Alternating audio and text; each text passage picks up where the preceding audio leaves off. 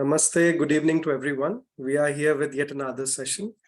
Today we are here with Shivaditya Purohit, and we are going to discuss or to understand the journey of I call him Bhaiya, so I'll address with this prefix and Shivaditya Bhaiya. So I'll just give a little introduction before we proceed further. So he is an alternative medicine and mindfulness coach, and you can find him in future with Wellness with Shivaditya, and he is having a clinic and studio together in Delhi, in South Delhi, and in future there are many more programs with him you can join in Delhi, and definitely with due course of time there are so many things which are lined up through him. So you will have a great work and great experience with his work. So we'll start with a few questions, but first of all I would like to welcome. Thank you so much to give time to all of us. Thank you, Bhavit. Thank you for inviting me here on OYG. Happy to be here. Yeah. So first of all, like how you introduced yourself with because your graduation was not in the field of yoga or naturopathy or in the field of medicine itself, and how you mold yourself in the field of medicine or as a mindfulness coach. What was the first thought came to your mind? So are you asking like how I shifted into this? Yeah, well, like what was the first thought came to your mind that this is a time that I should change, or how it was? Okay, yeah. So that is quite an interesting aspect of my life when I look back to it, and so this was when I started my masters in yoga therapy, and before that, I did a 1 month residential course. That is YIC as we know it at Esrasa University. But YIC was not my first interaction with yoga as such. I have always been inclined towards yoga. I've always been inclined towards what is more to life. And as a child, also, uh, I used to think about these things a lot, within myself, and I used to ask questions related to these things.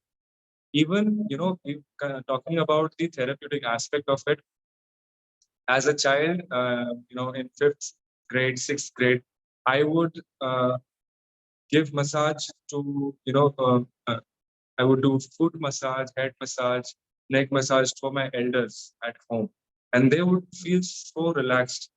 And they would ask me, like, how do you know all this? And I was always, I remember saying, it's like, I don't know. It's just, I feel my way through, and maybe you like it. So I used to appreciate that thing, and it really felt good when the person in front is getting relief. That used to give me a lot of satisfaction. But anyways, that was a childhood thing, and life went on. And as you said, like I was in a commerce background. I have so many chartered accountants in my family. In fact, I did almost completed like I almost came up to like the half of my chartered accountancy as well. I cleared many exams and CA as well. If, that's a thing you might not be knowing right now. But my calling was somewhere else. And so my first interaction with yoga was through Vivekananda Kendra, Kanyakumari, if you know. And I attended one of their camps, I think in ninth or 10th standard, where I learned about Surya Namaskar. So I used to be very heavy that time, extremely heavy. When I did Surya Namaskar, it was a lot of sweating and felt really good in the body. And I was like, this is cool. So I used to do like 60 Surya Namaskars together every time and sweat a lot. And that helped me, you know, uh, gain strength and stamina, and also um, come into shape, because I was 93 kilos that time in ninth standard. So I can't even imagine it now. So, so that was my first interaction. But as I practiced more, I got to know that yoga is not just about the physical aspect of it. So, anyways, uh, school got over, and graduation happened in commerce, BCom honors. And in fact, after that I started, a job in Gurgaon. I was working in a multinational company in accounts and finance, and it was good. I always had that dream of working in, for a big a corporation, in a corporate life. I always had that fantasy kind of thing. But 1 year into it, I was like, okay, so this is not my cup of tea. And it's not that that is bad or this is good. It's just I wanted to explore more out of life. That routine did not suit me. That's all about it. So meanwhile, this inclination towards yoga, towards the therapy, towards curiosity to life was always there. So I was just very blessed that one of my sister and my brother-in-law, they are both Ayurvedic physicians, with a lot of experience. They suggested me about this 1 month course at SVSR. And I said, why not? I've done small little camps before. Let's go for this. And since then, it's been a great journey. I decided after that, uh, after that 1 month course, I decided it was interestingly, I did my 1 year corporate job after this 1 month course. So graduation, 1 month YIC, then 1 year of corporate job. And then I decided, no, I want to do this in life. So that's how the shift happened. So as I know, like when we had the first interaction, like I know him before itself. So when we had a first interaction, I saw him as a disciplined yoga person, the person who just do yoga, learn yoga, and very particular to know about the new things about yoga. And he was very keen interest. I have seen you in the field of naturopathy also, as you have grown in that. And in SVSA, there was a culture that you can learn everything from the people around you. So how do you find that interest in that field also with yoga? See, actually, one of the other reasons, one of the underlying reasons is also my own health issues that I faced in life. One was obviously that I was always fat. I, I was always fat since the childhood because you just eat about anything, right? I mean, and I come from Rajasthan, so a lot of rich food, a lot of spices and sweet dishes, and a lot of ghee, tail, and it's a rich, cuisine that way, that ways. So and no, there was no absolutely no sense of that holistic sense that how food is impacting, lack of knowledge, and uh, you know then there are so many other things that contribute to such conditions. So I wasn't really happy with how I was feeling in my body and mind, and uh, that is the reason actually I came into yoga therapy. And when I did, as I explored yoga, so exploring the aspects that yoga isn't just about the asana, it's just not the pranayama, but also about how the body is feeling inside.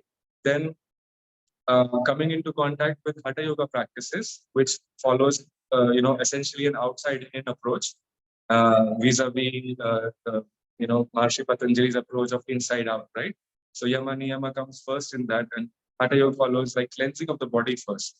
So that was a trigger for me, to think in the direction that you see, cleansing is also happening, and cleansing is a very core part of naturopathy, right? Detoxification, as we know that all diseases have one root cause, which is accumulation of toxins. Naturopathy, Ayurveda do not see, diseases as localized, symptomatic things, but they see it as a whole. They see the individual as a whole, correct? So, and then quite a bit of naturopathy was taught to us also while the during the MSc curriculum. So that was very intriguing for me, and I thought that if an individual who is seeking health and wellness, if he or she can combine these things, that would be great. I mean, it would just accelerate the results so much, isn't it? And that's what we see all the time. So that is how I got interested in naturopathy, and after that I pursued it further. After my masters, I pursued it further to study more in depth and practical ways. So, like we have seen your career, like how you have grown in your yoga, naturopathy. Now, if we come across your journey, then how can you tell us more about your experience working with the paramilitary force in the northern eastern areas, and how do you introduce yourself and the journey of yoga and mindfulness to these people? All right. So this is an interesting one, and that's where I feel that this journey, this whole journey of studying academically first and then exploring more has been so enriching. It has just changed my life completely. It's been a pure blessing, I would say. And so when I was at the university, during one of the semester breaks, I had volunteered to go to the Northeast. And I volunteered to teach at Vivekananda Kendra Vidyalaya. Wonderful, amazing kids. You should go sometime. Their Sanskrit chanting is better than most of in the Hindi speaking so-called like Indians. So if you see, it's like Saraswati flowing out of their mouth, and so pure, so pristine. You will be mesmerized the way they chant. That vibe, I think so. That vibe we miss every day in our culture, in our daily routine. Yeah. So that is what I mean. That's what I experienced there. So I went there to volunteer, and this was on the first International Day of Yoga, Great. 2015. So while the whole world was, you know, celebrating first IDY, I was in a very remote corner of the country in Northeast, surrounded by jungles, and it took me 3 days to reach there, even from Guwahati. Okay, so that back then it was very difficult, difficult terrain, difficult geography, and it takes a lot of time to reach there.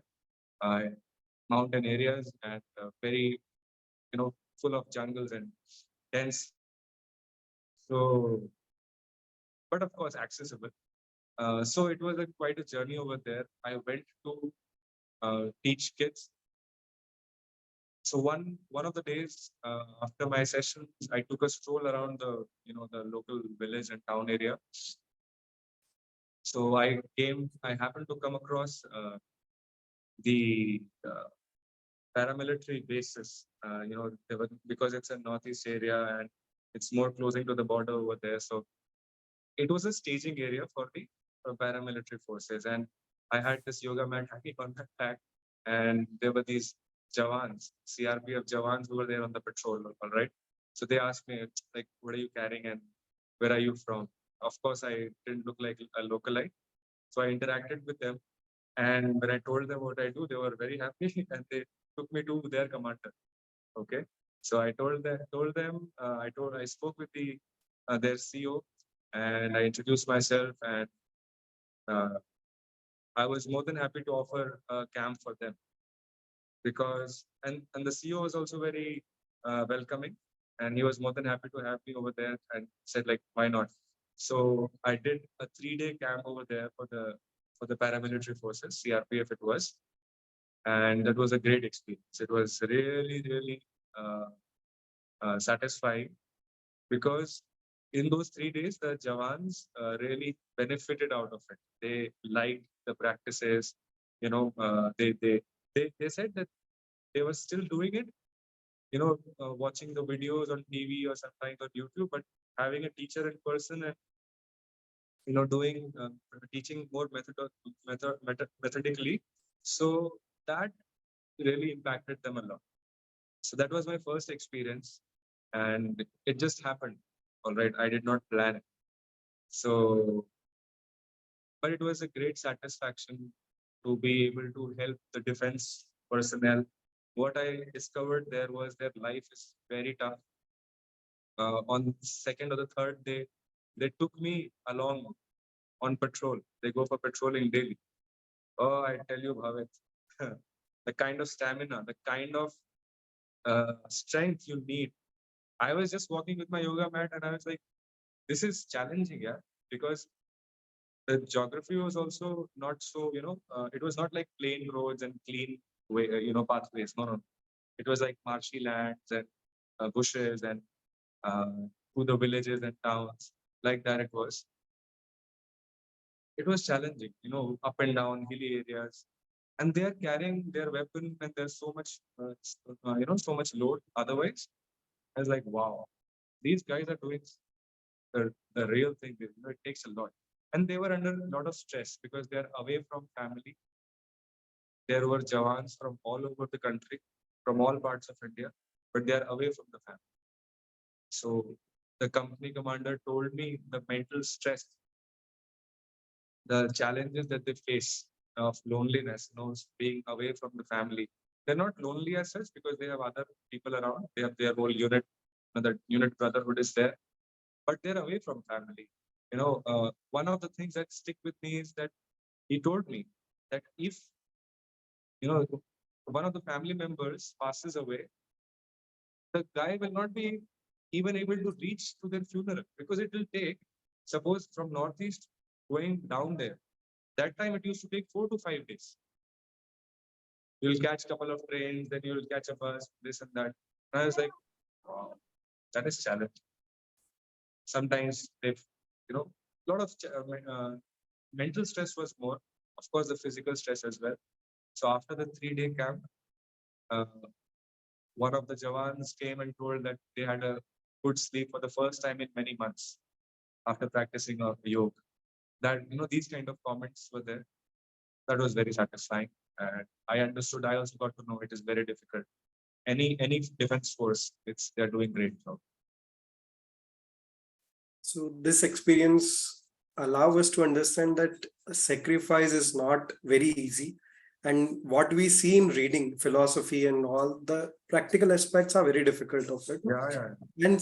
And secondly, the yoga aspect to that philosophy or to that understanding to these people, I think we are the one who can relate later, but they are the one who can relate first to all the yoga practices because they practice it actually, yama niyama. We are the one who might be the second to that, but they are the one who practice every day. So that would be the first approach. So my next question would be to you that how do you see the challenges in this corporate world? Because nowadays it's all about corporate. You do serve your yoga clients, this wellness setups, and they are the people who missed out in these things. In the corporate setup also, everyone cannot approach you because there is a mindset that it's a camp, what we will gain, what will happen. It's okay. Every time the corporates will organize these kind of events. So how do you differentiate yourself in that crowd? Because many are there in the market. Many. I don't think so. In Delhi itself, if you go to every corner of the city, you will find one or other wellness centers. But how do you differentiate yourself with your understanding, and how do you apply it to these people who is well versed with Google artificial intelligence, where all the information is available to them that what they should do, and many things are freely available? So then how do you differentiate at that point of time? Right. Can I just address one more thing? Sure. That would be great. Defense personnel. Just one thing. So after that, since you asked about approaching and for the defense forces as well, I approached the Delhi Police Department for my dissertation, and that was for research work. So I got to teach them for 2 weeks, around about 100 police personnel. And the same kind of response was from them as well. Many told that they have, their appetite is now good after many, months, and they ate well, they slept well, they are more relaxed. So what I felt was that reaching out can be a good way. And of course, that was done in service. So it is always welcome. And it gives you, like you said, about the practical perspective. It's very different. It's very difficult. A lot of willpower comes into play for these people. So, but since they're challenged physically, they're challenged mentally. So the application aspect of yoga is even more relevant for these people. That's so what that's what I would like to say. Regarding your question for the corporates, and how to approach and how to differentiate and how to uh, connect and share when so much is already available. And with The point is artificial that how intelligence. we can give the real knowledge to them, because the knowledge is Correct. already there. But what is Mhm. required for each individual, we say it's a personalized medicine. So how Ah, do you reach for that? so, like in one thing that helped me was my 1 year of corporate experience. That helped me to understand what a an average corporate employee or an executive goes through. And since in that 1 year, I was in my own role, but I was also working with my superiors and with the clients visiting and people at different hierarchy levels. So I got to understand what is the challenges for at different hierarchy levels. So that was a very good insight for me.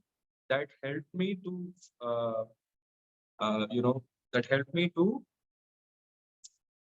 frame my sessions during my corporate sessions, and as a teacher, as an educator, or as a coach. So from this, what I understand, what I will suggest you or and all the viewers is, if you're thinking to planning to go to the corporates and you want to share something with them, first you have to first you just know what they are going. Try to understand, even if you don't have any corporate experience, speak to a few people who are in the corporates and try to understand what are their challenges. Huh? And then you will get to know. So they will say, maybe one thing is, of course, staring the screen for such long hours. Long working hours is there. And I used to travel from Delhi to Gurgaon. That is 2 hours one side. That means 4 hours of travel, 9 hours of shift, 13 hours of Walk. engagement throughout the day. Huh? And that then Delhi Gurgaon traffic is there. Oh, bhaiya, हाथ जोड़ लिया उसके साथ. So it's like it's challenging, all right. And if you don't know how to recharge yourself, if you don't know how to take care of yourself, burnout is common. Burnout is common. People are frustrated, they are burnt out, and they don't know how to take care of themselves. So you need to, if you don't have any prior experience, speak to a few people, understand what are the challenges, and then offer the session. So during the session, if you go and try to teach them philosophy, wisdom, it won't work. It'll just bounce off the head, all right? It's like the crown is closed and you're trying to put in something. It just won't go inside the container. So you need to connect with them through some fun activities, in which there is a practice embedded, a message embedded, and uh, then you can punch your way through. Slowly, slowly, you can make your way through that really impact things. One thing that you will have to understand is not everybody in that organization will be willing to take your sessions. That is very true. This is, I had it took me some months to understand and accept this. And because I'm going with all my enthusiasm, I'm going with all my energy. Hey, you just learn yoga here. Why you guys are stressed? You should implement this, implement that. No, no, no. They don't want it from me. Okay, you shut up and you go. so, so, so it's like, that is why you need to understand with them, also empathize, also know their psyche, and connecting is a very important way. So you need, if you're going into corporates, you will need to be a little bit uh, aware and sharp with your communication. You will need to communicate well what ideas you have, and in a way that they understand. So that's how you do. And slowly, slowly, uh, it's like a corporate team, people working at different levels, they will connect with you in a different way. So like I had the fortune of working with the most starting level employees to the director founder of the company. And it makes sense. It's a different ball game, in this range. Challenges are different, ways of thinking are different. Uh, so you need to be very flexible in your approach and what practices you can do.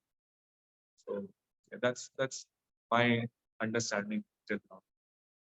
if that makes sense. How do you see the common lifestyle disorders in these kind of people? Have you encountered some common things, or is it different with every individual? Uh, one thing is that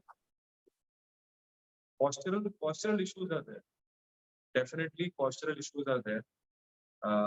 Back pain is lower back pain and cervical spondylosis, lumbar spondylosis. Definitely, these things are there. This is most common. Number one. Number two, I saw obesity. People are mm, people are overweight. They are not taking care at all. Low energy. Not just in my sessions. When I was working, it it is, it's like I always say, my manager, he was around 115 kilos. Okay. And his manager was around 121 kilos. It's like, what is this? Hierarchy and weight is increasing in the same proportion. And what's the point? Why are you working if you have to put your health, at this expense? So you work hard, but also take care of your health. After all, we are working to live well. Yeah. We want to eat healthy. We want to live well. Not because we are, it's not the other way around.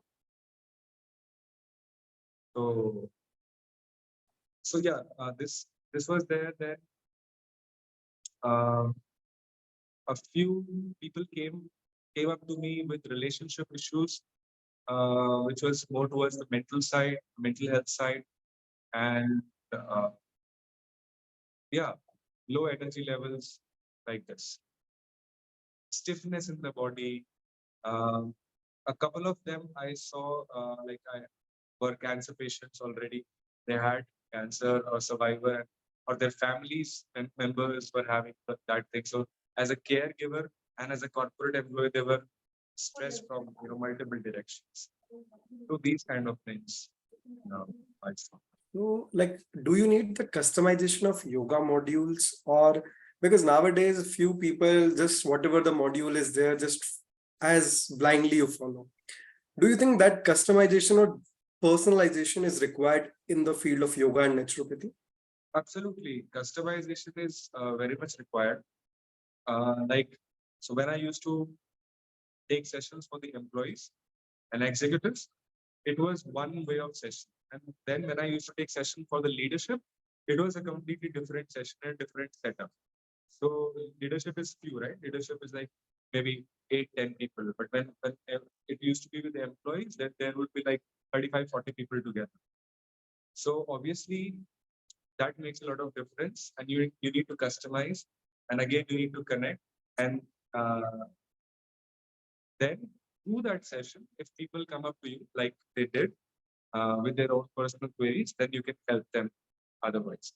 So it depends, like how much.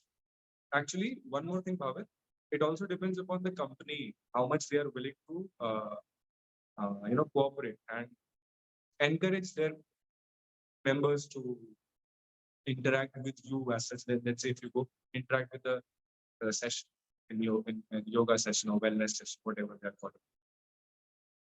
So then how do you see the communication skills in these kind of area? Because when you go in these kind of perspective, I think communication is a very big thing which is required and which has a lot of challenges. If you have a good skill, you can, I think so, you can perceive and you can take the clients and all. But if that is not there, I think the long gap would be there. Yeah. See, there are two aspects to it. One thing is about your knowledge of the subject. Then actually three things. One thing is first is your knowledge of the subject that you are going to share. Subject being yoga or naturopathy or wellness or food or stress management. Second thing is your understanding of the population. And the third aspect is communicating, the ability to communicate these things. So whether or not, I mean, you're differentiated otherwise,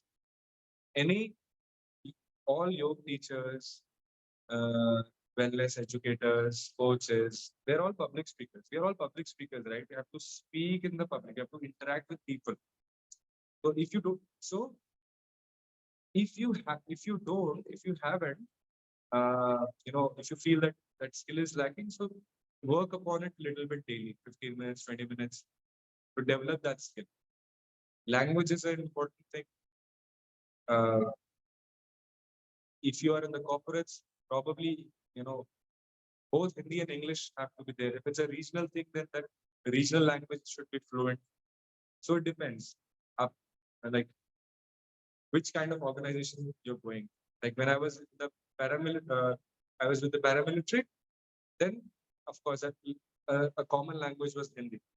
But when I was with the corporate, then the common language more was English and less of Hindi.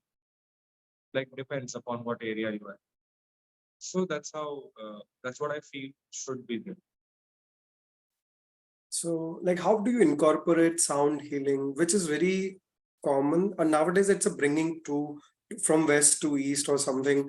How do you see the process of sound healing, and is it scientific? Because many people are not trained to give this. So, any side effects or anyone can give? Can you clear it about that? Yep, just a second.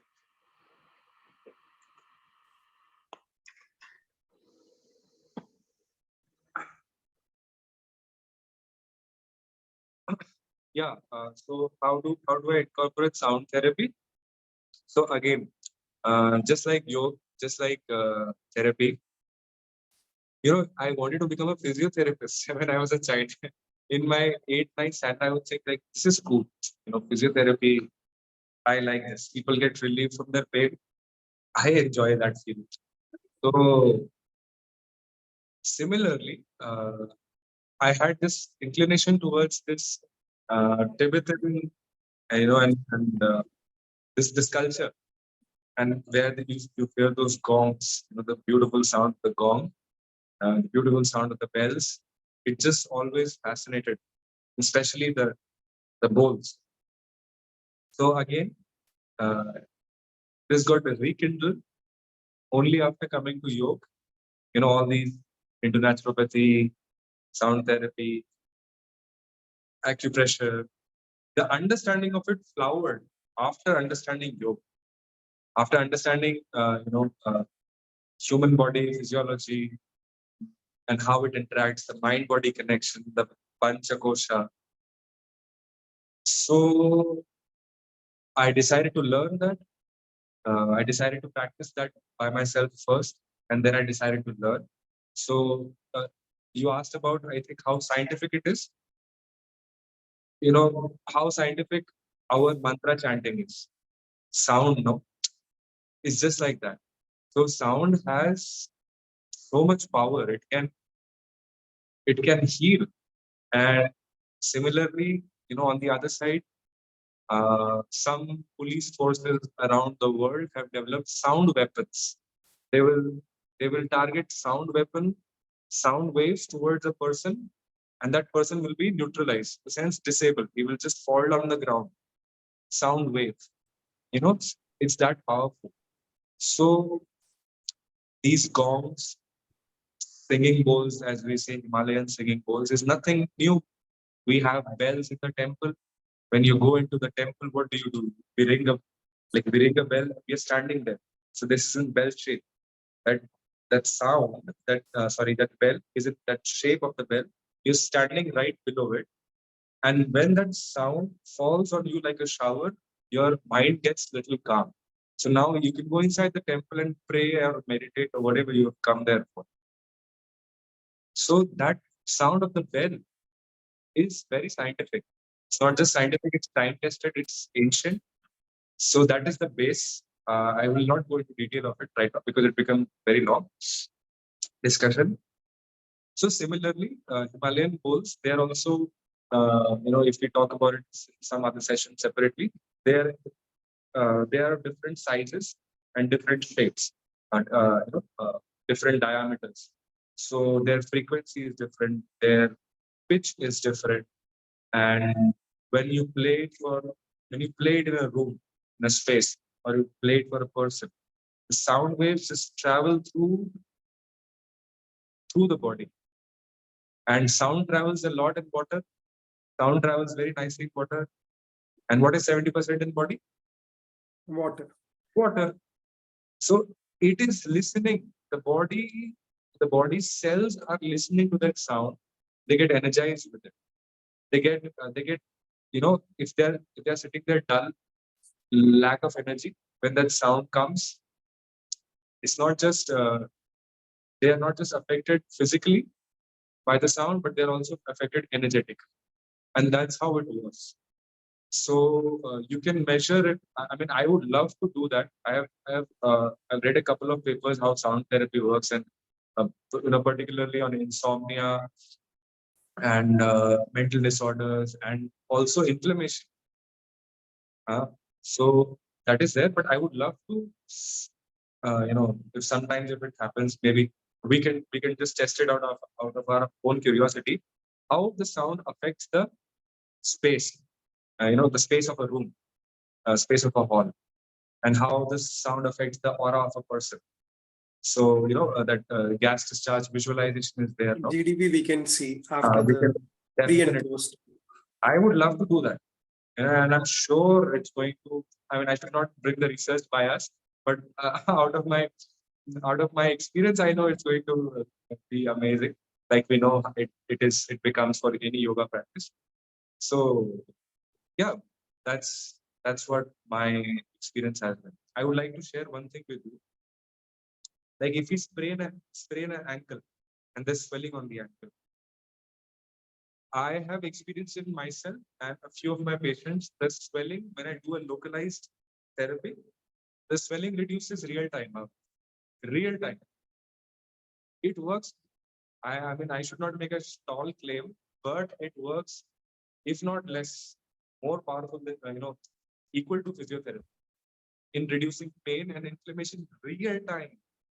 So most welcome, we should test this out because anyway, this is our ancient technology. So definitely, this would be a great idea to those people who are going to watch this. They can take it as a project also for their dissertation, as a Yeah. pilot studies and all. So I have two more questions to you, not to prolong this session. Right. So I'll ask together that how do you see the field where you're working and how a newcomer can come and learn from you? Okay. Or from the people around in this field, in the wellness setups, or as a mindfulness coaches. How do a new person can come up in this field? And and how do you define the proper person, like what to say, the fake or the real person in these fields? Because there are so many people. Yesterday there was a notification from the government of India that if you are a wellness coach or anything, you are promoting yourself in social media, you should mention your degrees in the sense what you have done. Yeah. So how do you see these things in the longer run? Because many people are coming and that's welcoming, but how is good for the public, for the common people, and what is your point on that for the newcomers who are coming in this field? It's a very important question. It's a very relevant point that you have mentioned here. So first, I'll just talk about the newcomer, a person who is just starting out of this journey. And this probably would answer the other question as well, about how much authenticity it is there. So first thing is, when a person like who is entering, if you do not have any opportunity right now as such from on your own, through your own uh, ex, uh, exposure to the world outside, you can start out with someone with an institute which is already established and doing uh, into this field of alternative medicine, like a naturopathy institute, Ayurveda institute, or a holistic institute. You can start out with them. You can start out with another practitioner and work as a part of their team. Take a couple of years of experience and understand, how uh, the approach works, how you should, uh, frame your sessions, how you should proceed with the patient which is coming, participant which is coming, how you interact with them, understand them. And there are many aspects like this. So you learn these basic aspects. So, and of course, a lot of a lot of training would also happen. Like if you're going through a 2-year, 3-year, 5-year course in your own institute, you will get a lot of exposure there as well. That is one thing. Second thing is like authenticity, whether fake or not. See, this is my personal view. Having a academic degree is important. It is good, but what is more important is having true knowledge that works and which is in your experience. You know what is fake? Fake is if I am teaching something that I am not doing. That is fake. You getting my point? Definitely.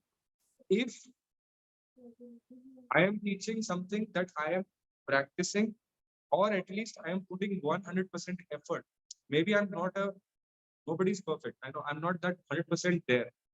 Like as a teacher, anyone as a teacher, if he or she is teaching and they're practicing themselves also, maybe not 100% there, but the sincerity and dedication and efforts is there. Then there is authenticity. But if you are teaching about detoxification, if you are teaching about fasting, and if you yourself haven't experienced fasting ever, or if you yourself don't fast, then that is fake. So that's what I would say. Mhm. Uh, Teachers, coaches, wellness educators, experts, guides, whatever the adjective we can use. Uh, Anyone who is into this space should have that uh, practice, self-practicing and then teaching. So practice what you preach, right? That's the I think that's the saying. So that is there. Then identify like how do we know someone is fake or not fake? Um, Mentioning degrees, definitely yes, it is. It's a good practice to do. But also like you sense you see the other person in their own life, and if you just watch carefully, then you will get to know how much is the depth or how much I can learn. You then you can get to know, okay, this all things I can learn from this person. Maybe for this aspect I would need to look somewhere else. So that is how you can differentiate, and that's what I feel one can do. So we had a very long discussion of your journey. This is a very big space, what I feel. It's not a very limited space for people. So as you said that I have understood that first you should do yourself, whatever you are preaching, whatever you are doing as a therapy, and yoga and naturopathy is the one which you can do on yourself. It's not the Absolutely. modern medicine which you cannot take and you can only prescribe. We are not in that phase. So what I feel is that would be the real measure of real or fake. Yeah, that's what. Yeah, so that Thank would be the real measure that how, because I know the pain of fasting 7 days, the process of fasting 7 days. Then if I tell to a patient, I know what things can happen in this body, Correct. what physiological changes would be there, and how the patient would feel. Because I have not done means I cannot feel the pain what he is undergoing, and I am not the right person to do that. So your point makes it very clear for everyone who is going to listen us. And other 2 points, what I understood is that this is not a limited space. The people who feel we are very competitive, you just know which field or which kind of therapy you can go and preach other people, expert in that, and start doing your work with the learning what he said, that you have to understand the requirement of the other person. This is the second point what I learned from you, that we should know the requirement of other person. We should not just give that I know this much, you take from me. This is not going to help anyone. Right. So whatever the requirement of a patient or corporate setup is there, you can serve to them, and that would be the best approach. And the third thing is you should be dedicated and passionate about your interest. That's how you change, because from childhood I have understood your journey, because reading a CV and understanding from you is a very different for me also. So what I felt is that from the childhood till today you have that interest in your mind that I should be there in the field of service, where I can help a patient or a person from my own knowledge. So these are the 3 points which I feel everyone should learn in their own way. It might not be the same like you, but that would change them in a very drastically. So that would be my approach. Any last message to everyone? Last message to everyone. So for the like audience in general, or for our teachers or anyone who is Anyone who, for the teachers or because the audience would be the wellness educators, the doctors. right. So I would say, as you were just mentioning, the space is very, it's a wide space, it's a huge space, and uh, there are so many modalities to practice, so many modalities, ways of healing. So what I would say is, like, if I just put it in a very layman term, if you have to defeat the demons of diseases, and lifestyle disorders and challenges, then you can have, like, you master the skills and have certain weaponry in your arsenal, a combination of few, maybe, you know just one or two, like approaching a certain challenge from a multiple, you can approach it from two or three ways. That will help you to be more flexible with your approach, give more solution to the person who is seeking help from you. As a professional, you'll be better equipped, and there are higher chances of getting the desired result. So, and this this will take, like, clarity of mind of what you want to do. Like, not jumping from one to the another, but whatever resonates with you. It can be one thing itself, or it can be two, three, four things, but not more than that. Not everything that you're trying to do everything. That doesn't. It is draining out. Actually, it doesn't really support you in the long term. And also, one thing that I would like to share, and this is, I feel a lot with many therapists, teachers, wellness educators. There's a I don't know. There's a blockage towards receiving, but you just want to give. It is just a tendency, all right, and you don't want to receive for what you're doing to the people. It's not about being commercial about it. Okay, see, people spend lakhs in overcoming diseases, into bills, into medical bills. If you are helping them to be better without that, don't you deserve, because you have given a certain therapy, certain care, you also deserve that, to receive it back. So what I'm saying is, anyways, everybody is receiving, but receive it with an open heart. Because that's a very good point, actually. Receive it with an open heart. It's all right. Commercialization is one thing that it is debatable. I am no expert on that. But whatever you're doing, you receive in return with an open heart, because that is a flow of energy. Because if you're very hesitant in receiving every time, some point of time it will frustrate. That's what I feel. And if you just want to do it from a service point of view, that is also great. That is a different approach of lifestyle altogether. But just then let us be there 100%, all out. So not to get hung in between. That's what I would say, because it burns out a lot of therapists. I have colleagues in the allied fields as well, psychology and things like this. A lot same challenge to servicing other people, trying to help other people, not able to receive as much. Don't do that to yourself. Receive with open heart. Be honest and sincere. And as you grow, as your potency grows, the proportionate reception also grows, like, hand in hand. So that's what I would say. Receive with open heart, give with open heart. So I don't know, but the time is very short with us.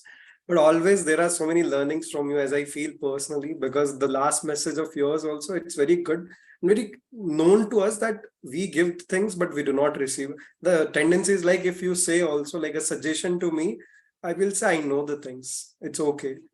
So that I know the things would restrict, the I-ness of mine is restricting this openness of suggestion. So definitely it would help many other people also. And thanks to you that your approach is helping, because it's very common approach and very common facts. It's not very complicated, complex facts that we cannot understand. So thank you so much to come on the platform and share your journey, because it's very difficult to share 1 hour of your own journey in a very simple way. So thank you so much. I'm just happy. Thank you so much for considering me and bringing here on OYG. And it's great work that all of you are doing, and very happy to share whatever little learning that I have till now from my own life experience. And yes, all the best to everybody listening here. Thank you. Namaste. We'll end our Okay. session. Thank you. Thank you. Thank you.